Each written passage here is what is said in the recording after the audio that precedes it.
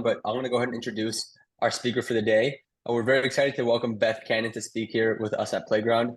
We've been trying to, plan something for quite a while with her, and we're very excited. We finally were able to make it happen.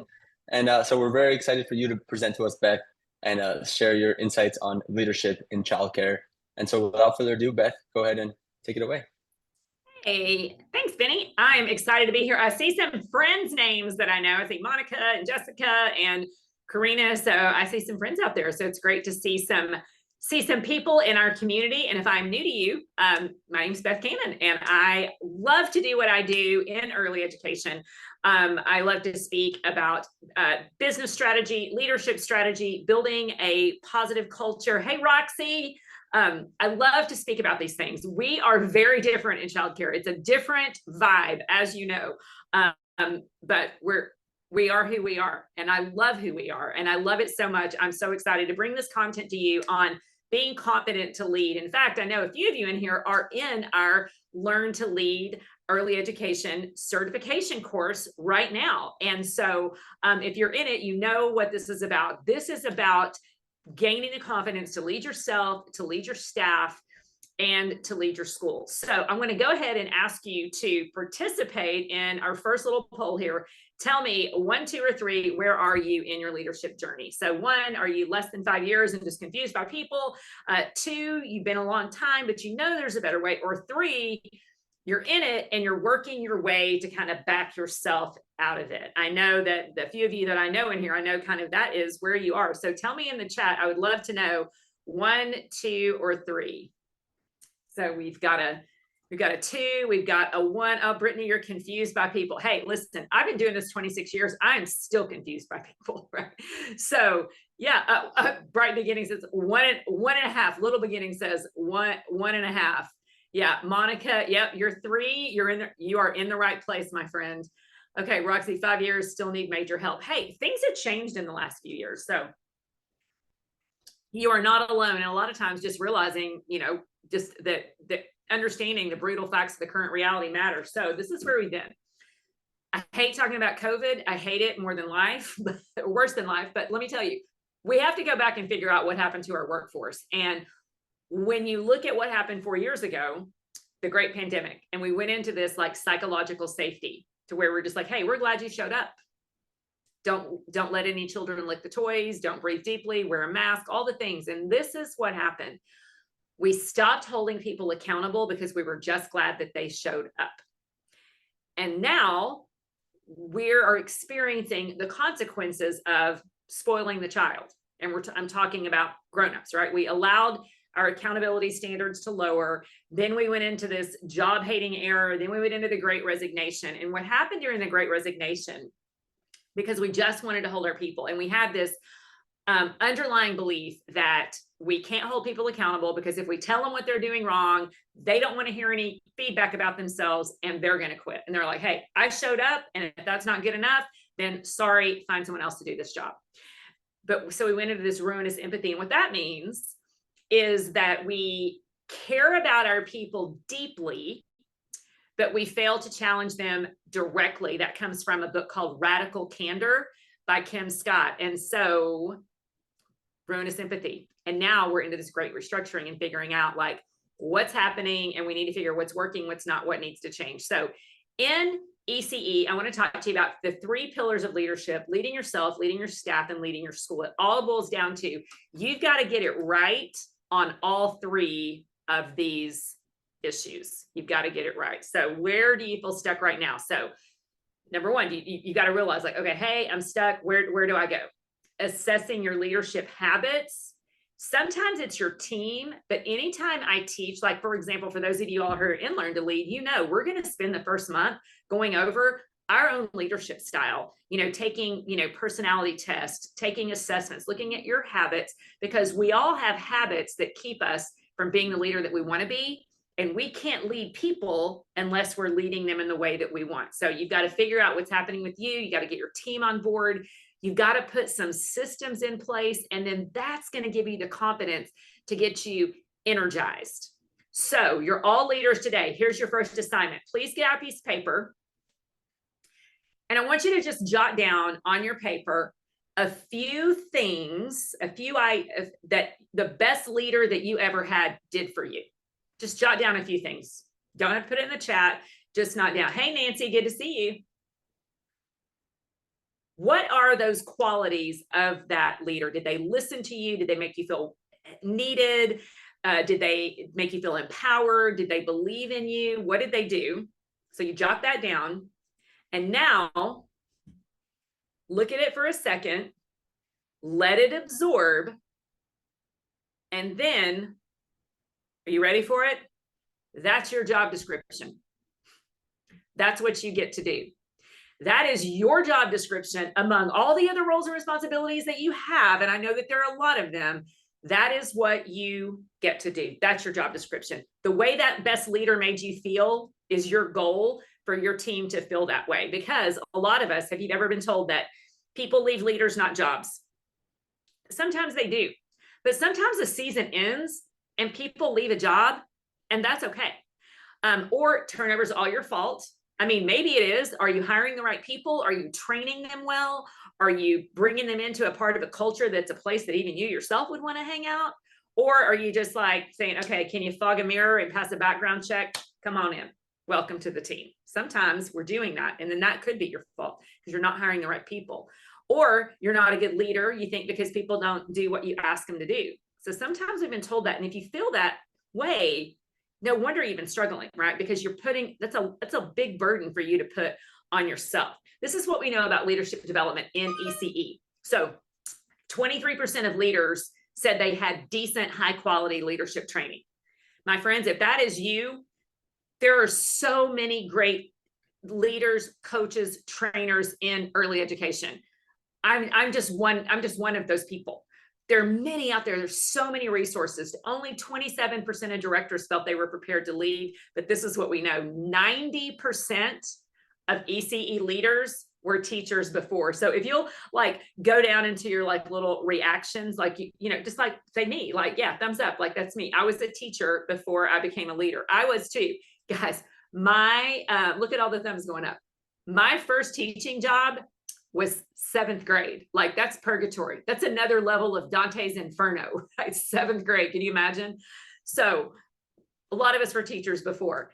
When you map out your leadership strategy, so if you're a note taker, I'd love for you to take notes on this. It's going to be in these 3 buckets: self, staff, and school. And then I'm going to give you 3 strategies in each one of these buckets. So if you're a note taker, be a note taker. I know some of you have this information, and I'm glad you showed up just to like hear it again as a reinforcement.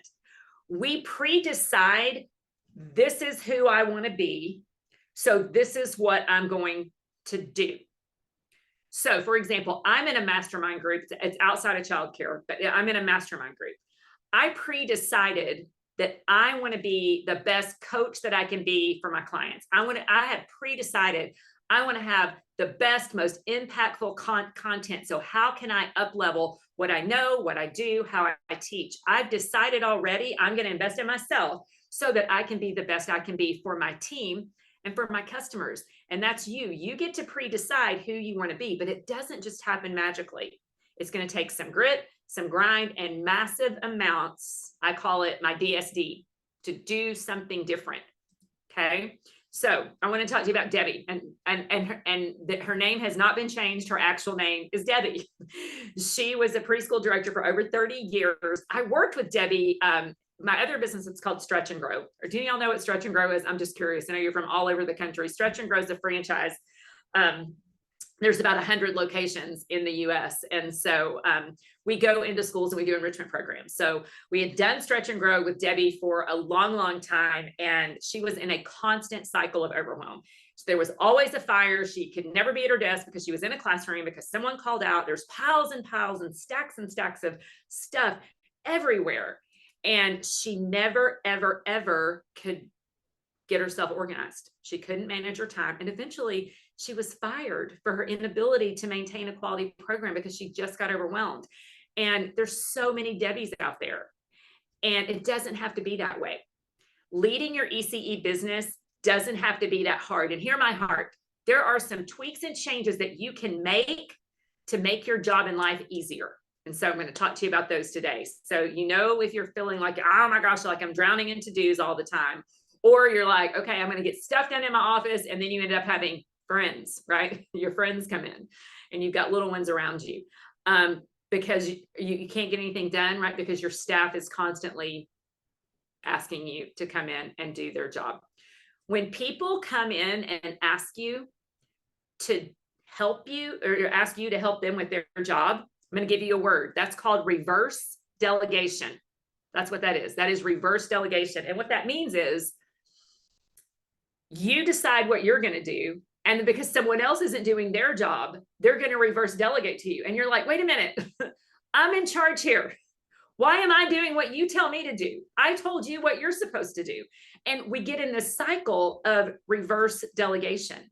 And so it happens a lot. So as you're looking forward, I want you to imagine like having a little bit of clarity around what change you're going to make. So in this, under an hour that we have together, I want you to just think, what is maybe one thing that I can do? I'm going to give you a lot of ideas, but think about yourself. Is it something like, do you need to change your mindset? Do you need to change your habits? Like, are you able to focus and sit down? I mean, you're here, you're listening. Most of you have your camera off. You're probably multitasking, but can you focus on some habits that you have, or with your staff? Can you coach them instead of enabling them? Because you're probably really good enablers, right? Can you delegate? Is your turnover bad? Or your school? Like, do you have systems? I mean, a lot of people, they're like, I have no SOPs, I have no systems. I say, do you have vision and values? Yeah, we've got a mission statement. It's on the website, I think, but you don't really live it out, or your plan for growth or building enrollment. Because in the end, making some small tweaks in these areas are going to help you to be able to level up. It's possible to run your school without it running you. But again, you got to do something different. So here we go. If you're taking notes, multitasking, come back. Here's your first note taker. Your first pillar is learning to lead yourself. Marshall Goldsmith says, a leader who is self-aware enough to know that he or she is not adept at everything is the one who has taken the biggest step in becoming that leader, right? So, you can't do all the things. So here are some qualities of a not so great boss. And I just wonder if you feel like you fall into any of these categories. A low emotional capacity. That means, as we would say in Texas, your give a dang is busted, right? You just, things fall off, and you're just, you don't really want to connect with people because they exhaust you. So maybe a low emotional capacity. There's two kinds of people here. You're either an overfeeler or an underfeeler. You either feel all the feelings or you don't have hardly any feelings to feel. I'm going to be really transparent with you. I am an underfeeler. I'm an Enneagram 3. If you know your Enneagram number, drop it in the chat. I'm just curious. And if you don't know your Enneagram, we have a really great quiz. It's just BethCannonspeaks.com/Enneagram. And you spell that ENNEAGRAM. And it's just a fun, the Enneagram has been around for a long time, but it just tells you there's 9 different numbers. I do this in Learn to Lead. We do lots of assessments, but the Enneagram is just one of them. 9 numbers, and it tells you there's 9 different ways truly of seeing the world. Okay, Victoria. Oh, hey, Victoria. So you are an 8 challenger. Amanda, a fellow 3 that is an underfeeler. Yep. And Rhonda, you also say that you're a 3, right? And so if a 3 is an achiever. So an 8 and a 3, we are underfeelers, and we can do things without a lot of feeling and without a lot of emotions. But guess what? The people who work for us oftentimes are feelers. And so they need us to feel with them. And that's hard. And so I would say that for me, I would struggle with that low emotional capacity, because I can get there, but it does not come natural to me. And in all transparency, and I hope y'all don't leave thinking, I thought she was nicer than that. I struggle sometimes with empathy, not empathy for big things, like big life challenges. If I love you and you're my people, I love you big. But for the ridiculousness of people not holding themselves accountable to a high standard and just the constant victim mindset and complaining, I don't have a lot of emotional capacity for that. So I will tell you, I struggle with that. And so I see that I'm not alone in that. Oh, Ronnie said you took the test 2 weeks ago. Yeah, it's fascinating. Okay, then low intellectual capacity, right? You lack the outcome. If you're a leader, you got to have some kind of vision, or a low physical capacity. I'm telling you, if you are not moving your body and using food as fuel, you are going to continue to underperform at your job. You cannot be the leader you're meant to be and eat junk food and sit around and not stay active and engaged. You've got to, and I mean, you don't have to do kickboxing and, eat clean all the time, but you've got to figure out that eating a lot of highly processed foods and not moving your body, that's going to keep you from getting the energy, okay, that you need. And then the time capacity, meaning that you're just not really managing your time. So those are some qualities of not so great bosses. Amy, it's the Enneagram, ENNEAGRAM. Benny, I don't know if you've got someone on your team that can, oh, thanks guys, you did that. Yeah. And my link is just bethcannonspeaks.com/Enneagram. And that'll take you to our quiz. So, okay.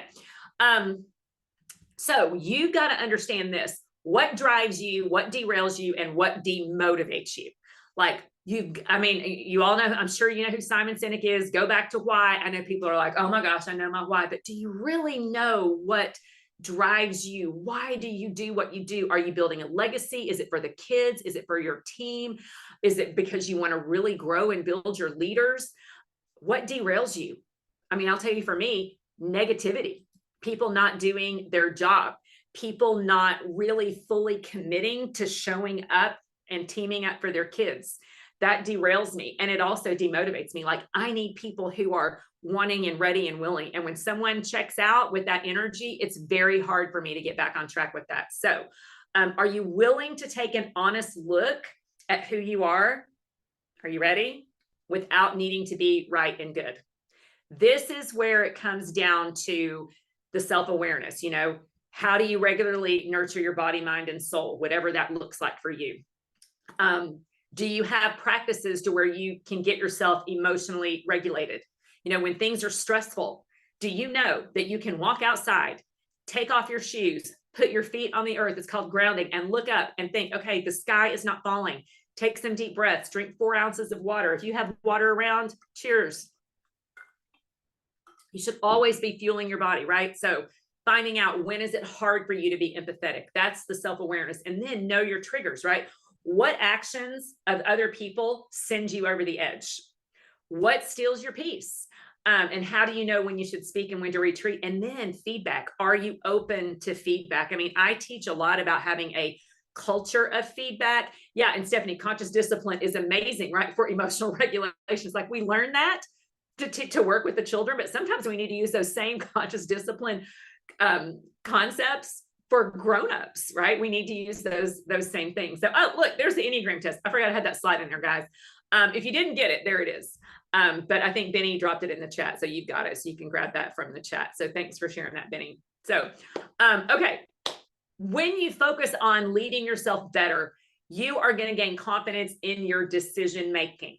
Okay, remember I said you pre-decide who you want to be, and then you do things in order to be that person. So if I say I'm a person on a health journey, I am going to decide before I drive down the street in the morning and I see the Krispy Kreme, fresh and hot sign, I've already eaten something good. Otherwise, I'm going to get donuts every day, because if donuts truly, guys, were good for me, I would eat them 3 meals a day. I love a good donut, but I know it's not good for me. So if I just say I'm a person who wants to be healthy, I'll have a donut on occasion, but I can't have donuts every single day. So I pre-decided that I want to be a good leader. So therefore, when someone hijacks my happy, I'm not going to react to them in a way that comes naturally. I'm going to say, okay, I'm going to take a minute to process that, and we're going to address that this afternoon. Let's connect this afternoon on working through that instead of just having that conversation in the moment. Also, anti-fragile leadership mindset. Gotten some emails from people about this word. So if you don't like the word, don't send me an email, because I know what people think about it. They're like, but sometimes people are fragile and sometimes we just need to love people. Sometimes we do. You as a leader don't have the luxury of being fragile, because I promise you, there's gonna be people on your team who drop their baskets. Hopefully you've got someone that when you're feeling the need to drop your basket, they're gonna step in and help, they're gonna scoop you up under your arms and kind of help hold you up through really hard seasons. But for things that aren't major, just the constant struggles that we have in ECE, you're gonna have to be strong. I would say, I used to say you're a Yeti, not a teacup, but that's so 2023. I would say now you're a Stanley, not a teacup, right? That's the new, Stanley's the new Yeti. And then also I want you to have more time freedom and less stress so that you can be the leader that you know that you want to be. So that is on leading yourself. Okay, next pillar number 2, for those of you who are note takers, here we go. How to lead your staff. Now, this is hard. If you are a person of habits and you've got some pretty good leadership habits, we of course can all grow in that way, but because those are things that we can control, right? We can grow, we can control, we can get better at leading ourselves. We can do some habits, make some changes. Leading people, I think, is the hardest. And when I think, do I want to keep doing this job? It always goes back to the thing that would make me say, I'm not sure I do, is sometimes the staff and the people. But then I know this. The great philosopher Winnie the Pooh says, no one is successful unless other people want them to be. That means that as a leader, you've got to have influence over people. You've got to have influence over people. Leaders who are jerks are not winning in the leadership game. If you're not kind to your people, even if you think they don't deserve it, right? If you're not kind to people, you're not going to be winning. You've got to be kind to people, because if your team wants you to be successful, you're going to be successful as a team. So what do you do to create that elevated employee experience? So number 1, this might be the hardest thing. You've got to have the courage to have those crucial conversations. You've got to have the courage to do that. Holding people accountable, 80% of leaders in the world, like all business leaders say, that's the hardest thing, is holding people accountable. Anyone struggle with holding people accountable? I went through a season where I had a leader that was going through a really hard time. And so I just kind of let her be for a little bit, and I didn't hold her accountable, and I have experienced the consequences of it. And if I could go back in hindsight, I would change 1,000 things about that season. Also, clarity. You've got to have the clarity to strategically recruit, train, and retain. So the whole employee experience, and again, this is something that so for those of you in Learn to Lead, there's a whole segment on creating that employee experience from the time they see your job ad, through the interview process, through the hiring process, through the onboarding process, and then the engagement process, right? There's this whole employee journey you have to pay attention. And let me tell you something you might not know. In any job, across all industries, doesn't matter if they've been there for 20 years, the first 100 days is the most important part of that employee journey, because that's when they get to know you, that's when they get to trust you, and that's when you get for them to experience your culture. And Monica said, you've done the same, and you're right, yeah, suffering the consequences. And I think if anyone's going to be real and transparent, we all have done that. But you also want to make sure you've got a really clear framework for accountability. That means you've got to be willing to sit in the seat of vulnerability and say, hey, tell me what you think I'm doing well, and you tell me what you think my opportunity for growth is. Are you regularly asking your team what you can be doing better for them? Now, I'll tell you this. This is a fabulous story. I've been doing this for a long time. It's so helpful when your people are self-aware. So I have someone in my company, and she's underperforming. I use a great project management system. We have great systems, and she's just not getting her work done. And so we're constantly having these, what is the barrier to you getting your task list done? And I say, instead of girl, why don't you do your work? Which is what I want to say. I just say, okay, what's the barrier to you getting through this workload that you have? Help me understand, where do you need support? How can I help you better in getting this? What skills do you need? And she said, I don't lack any skills. I mean, I guess I just need to get it done.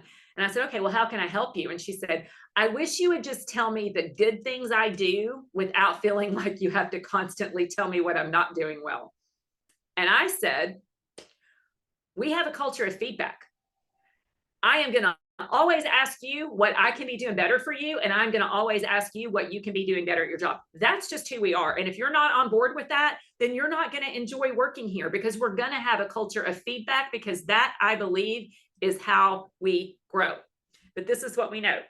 Our aversion to accountability is killing our culture. All right, if you're multitasking, come back. I want you to focus on that. This is one of the number one problems with the leaders that I see. And when I'm speaking at conferences and I'm in schools doing leadership retreats, this is the problem. The aversion to accountability, and it's killing your culture. Hear my heart. Nothing is going to burn a good employee like watching you tolerate a bad one. And that is the truth. So if your people are watching you tolerate an underperforming employee, you are bringing down the morale of your staff. Okay. So giving guidance that is kind, clear, specific, and sincere, take a picture of that maybe, okay, is the cornerstone of performance feedback. That comes from that book, Radical Candor by Kim Scott. Again, kind, clear, specific, and sincere. That's what you need to do. You got to be nice about it. You got to be clear about it, very specific. And then it's from the heart. Like, you know, with my girl who's underperforming, hey, there were 21 tasks on your enrollment board. Like you had these 21 contacts to follow up with, and you followed up with one. So this is what you do. This is how long it should take you. And you need to have them done by Friday at noon. Do you foresee any issues in getting that done? Do you need more training on how to follow up with those leads? Asking specific questions. Okay. When you do these things, this is what you're going to experience. Number one, you're going to have confidence in holding your team accountable because you've been very clear about your rules. You're going to use systems to delegate with confidence. The one that I use is called Trello. Trello has got a free version that's pretty robust. It's Trello. We also have a super cheap course on our website. It's like $30 or something like that. And then empowered staff with very clear expectations. Okay, that is what you're going to experience when you can wrap your head around that. And finally, all right, guys, we're on the home stretch here. Okay, we're on the home stretch, so stick with me. Leading your school. So the first one, we talked about personal leadership. When we talked about your staff, we talked about organizational leadership. When we talk about your school, this is the administrative piece of leadership. So operational and strategic. I know. And again, remember, I said at the beginning, your job description is to make people feel like you felt like your best leader. That's your overarching job description. But all these other things are really important as well. And when you get some systems down in your school, you're going to feel better. How many of you have SOPs in place, standard operating procedures in place that you know and do well? Yeah. Okay. Benny, you say SOPs are key for onboarding and training. Absolutely, they are. Yep. Okay, good. I love to see that you guys have the SOPs in place. You know, I lost a 15-year leader that had so much of our business in our brain last year. And so when I was coming in training people, I would say, oh, you need to, you know, check in with your schools and do your scheduling. And they're like, how do I do that? Where do I start? And I'm like, oh my gosh, we've got to start from the bare bones. So SOPs are super simple. It's, you know, what is it? Who's in charge of it? Who's doing it, et cetera. I actually sat through a training earlier this week and I was mortified. And it was like a $high training. And I was mortified because the person said, everyone needs to have a physical book of SOPs. What a flipping nightmare to have a physical book of SOPs. Every time one single thing changes, you got to go collect everyone's binders, pull out the old sheet, put in the new sheet, put them in Google Drive or OneDrive or Dropbox or whatever. Make sure they're there. If you want to print them out, great. But SOPs are a living, breathing document, and you've got to make sure that you come back to them. Okay, Stephanie said you took over from your former director who had SOP in her brain after being in a classroom for 25 years. Yep, that makes it really hard. And they were a 5. A five is an investigator, so they're very, very big on the information, but not great at teaching other people how to put out the information. So you've got to get your business out of your brain, friends. And summer is a great time to do it. This is going to be a big piece of what we're doing in Learn to Lead. For those of you guys who are in it, that's a big piece of what we're doing. Blueprint for who's doing what and when. Here's the thing. Here's another zinger, so get ready. If someone doesn't own it, nobody owns it. Okay? If someone is not assigned to doing staff files, if it's just whoever does it, it's not going to work. Who's doing tours? Who's following up in your CRM? Who's doing your marketing efforts? Who's doing your curriculum or your ordering or your food orders or your whatever all the things are that you have? If someone doesn't own it, no one owns it. So when I'll go in to do a leadership retreat, that's one of the first things I do with the leaders is say, okay, we've got these buckets. We've got marketing and sales, operations, and delivery. Break it out. What are all the responsibilities that your school has, and who does that, and when do they do it, and what is their checklist, and what is their SOP? That is so important, because for so long we just kind of ran our schools haphazardly, and now that children's behaviors have become harder, grown-ups behavior has become harder. There are things that can be easier, but we continue to do it in the hard and reactive way, and I think that is why we are burning out. Yeah, a famous story of you thought somebody would do it, but nobody did it. Exactly. Okay, and then also I want you to make sure you've got a strategic plan with a clear vision and culture. What's your purpose, right? Who do you serve? Why are you doing what you're doing? Like for me, for my leaders who are my direct reports, I want to create a company, and I'm talking about Stretch and Grow. I want to create a company to where my leaders are going to grow with the company. I want women to be able to support themselves well. And as we grow, I want them to be blessed financially, because that's how I've always been motivated by, I want to be able to take care of my family. I want that for my young leaders. If they're hungry and they want it, I want to teach them how to grow. I want to teach them how to make more money. I want to teach them how to have a better life. And that's what I want for you all, like whether it looks like financial or peace or time or freedom, whatever those things are, you've got to decide what you want your life plan to be, but also what your business plan is going to be. So are your policies connected to your outcomes? John Maxwell says policies are policies and principles are few. Policies will change, but your principles never do. And if you are still giving your people a paper manual, like a big old trapper keeper, like this, that is possibly why they're turning over quicker in your onboarding system, okay? One of the key things that I teach is that you cannot be onboarding people like it's 1980, okay? You wanna get out of that cycle. So we have a free checklist that teaches you, some of you, does anyone have manuals to modules and have done it? I'm just curious if anyone here has done that manuals to modules course. Manuals to modules is a course that I teach that takes you through how to deconstruct your paper manual, how to audit it, edit it, eliminate it, and update it, and then create webinar style training, like just what I'm doing with you today. Instead of saying, hey, welcome to the big show, here's your trapper keeper, go sit down and learn from it. You actually make videos, interactive videos, just like this, whether your camera's on or not, and create training videos that helps them understand what your culture is, how you compensate people, what your curriculum is, all of those things, and really break it up into segments and give it to them in bite-sized trainings that they can get and that they can absorb. So when you do that, friends, you are going to experience simplified daily operations that do not have to feel that hard.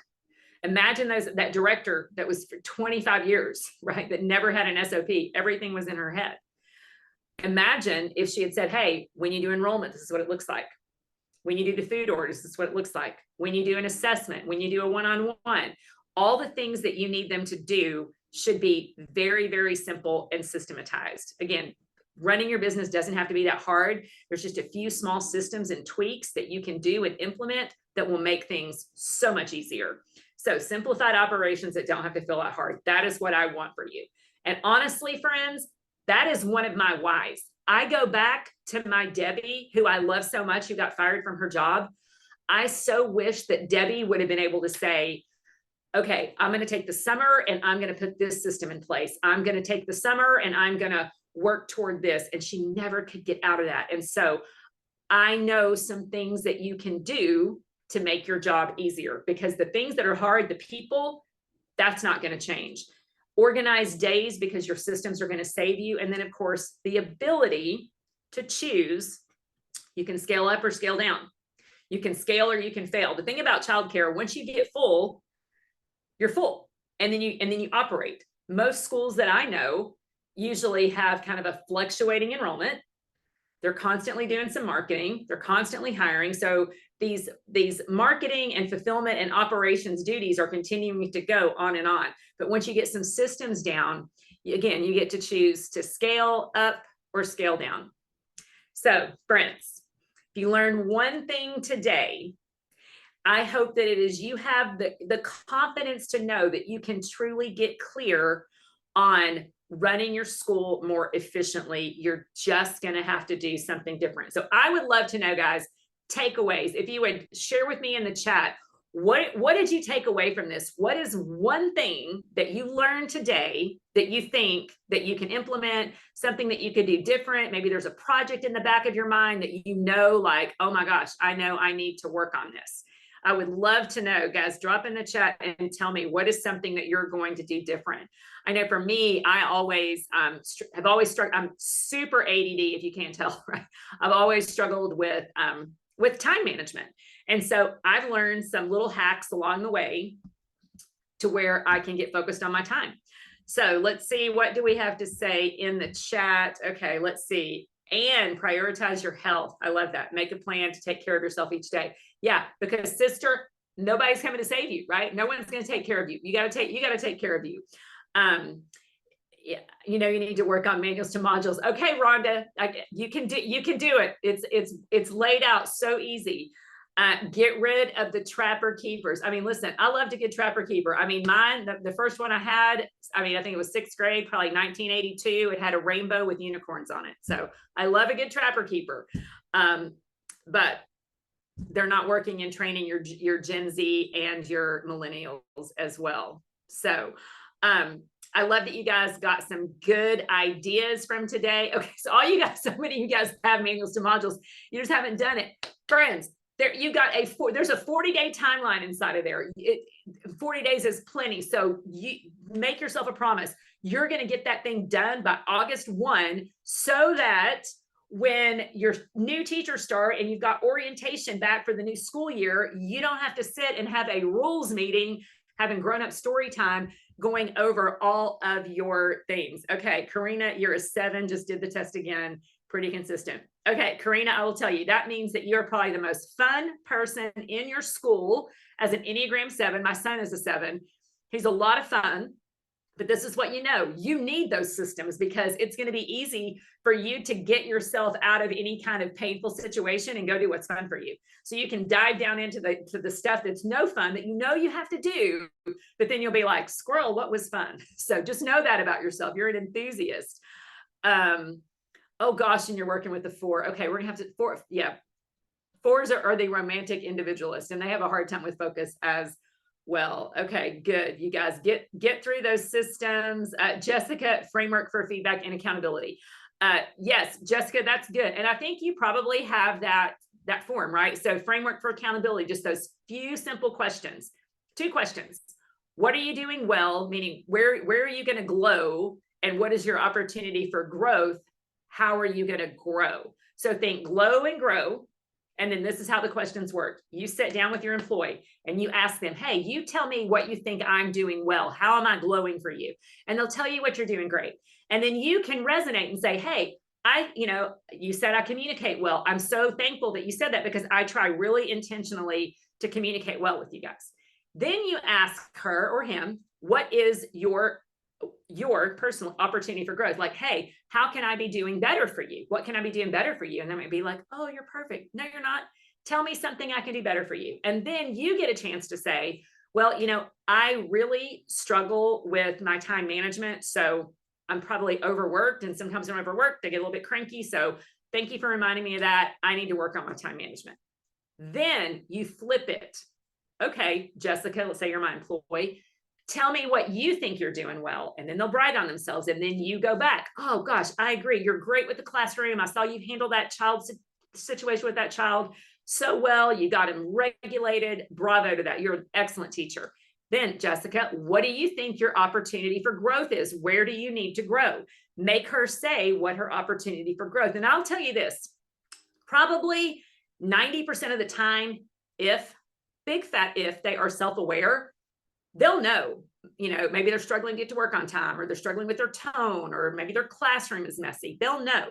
But it gives you an opportunity to end on, okay, I think this is your opportunity for growth. And then you set a plan. Okay, so let's work on fixing that. Let's work on correcting that. Let's make that 10% better.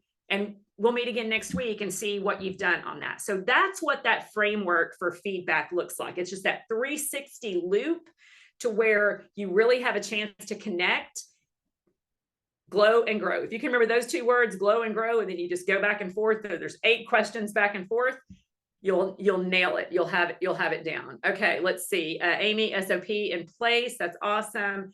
Rosemary, what can I do for you? What can I do better? Yep, love it. Okay, awesome.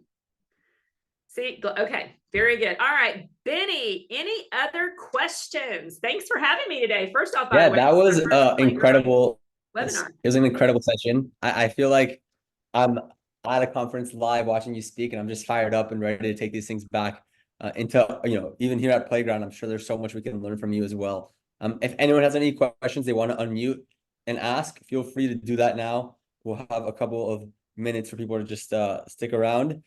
For those who may not be familiar with us at Playground, we love to support childcare businesses in the operations side of things. So training, onboarding your staff, running all your payroll, everything from family enrollment to paperwork to making sure, just kind of some of those things that Beth mentioned, of keeping people accountable and giving people ownership over different parts of the business, so you can begin to step out and remove yourself from the business, and it'll run successfully with you there. And we see Playground as a tool to help providers do that from the business software perspective. But that's enough for Playground. Thank you very much, Beth. And yeah, if anyone has any questions, feel free to unmute.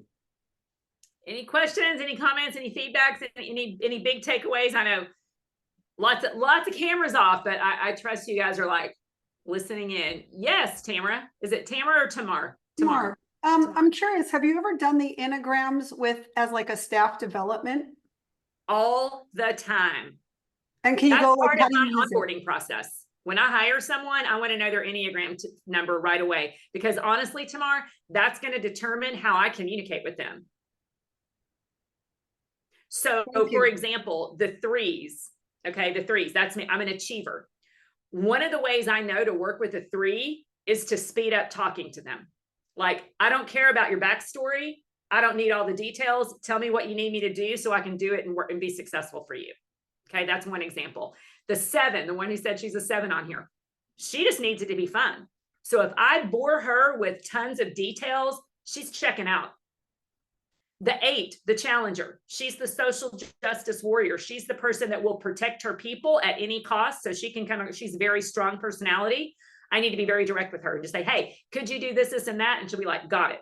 But if I go around with feelings and all of those things, she's not into it. However, this is what I do know though, Tamar, most early education teachers are feelers. They're 2s, they're helpers. They're 9s, they're peacemakers, and they're 6s, they're loyalists. Okay. And I have done this. I bet I've done this in front of, at this point, over 100,000 people between all the years I've done it, and in teams and in conferences. When I say who is an Enneagram 2, which is a helper, the room rumbles with people in ECE. So this I know for sure.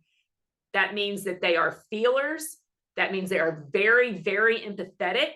When they are healthy, they want to show up. They'll do anything you ask them to do. When they become unhealthy, they become bitter Betsy. They become, oh, my help's not good enough for you. They're not super great with feedback.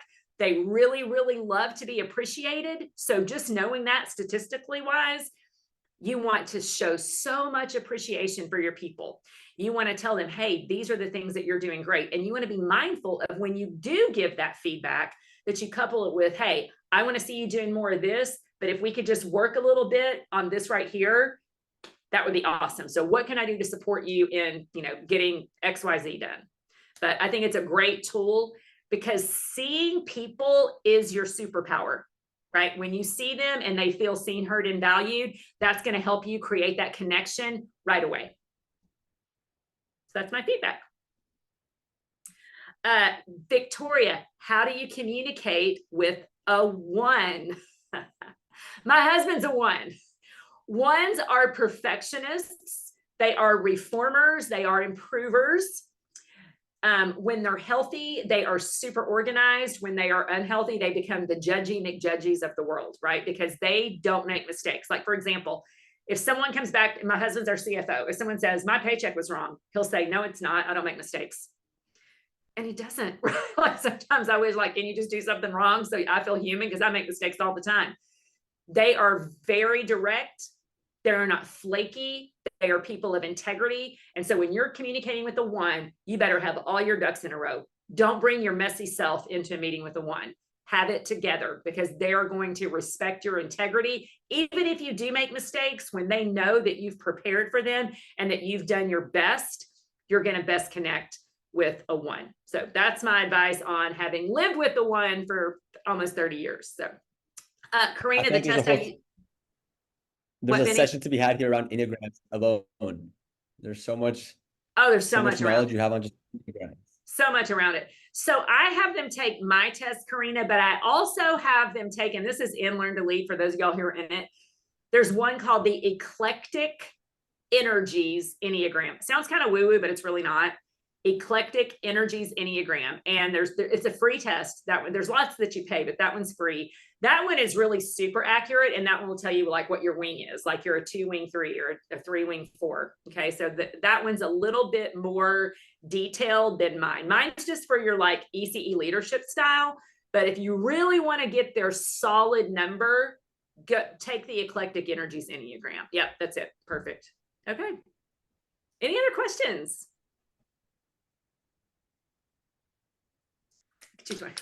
If not, thank you so much. It's like sorority days, right? Session. Awesome. Okay. Well, Benny, thanks so much for having me. Yeah, thank you so much for joining again. Thank you everyone else for joining as well. The recording will be sent out over email to everyone that registered. So for those who are not here, you'll get this recorded. Yeah, thank you so much, Beth. Okay. Everyone have a great day. Bye-bye.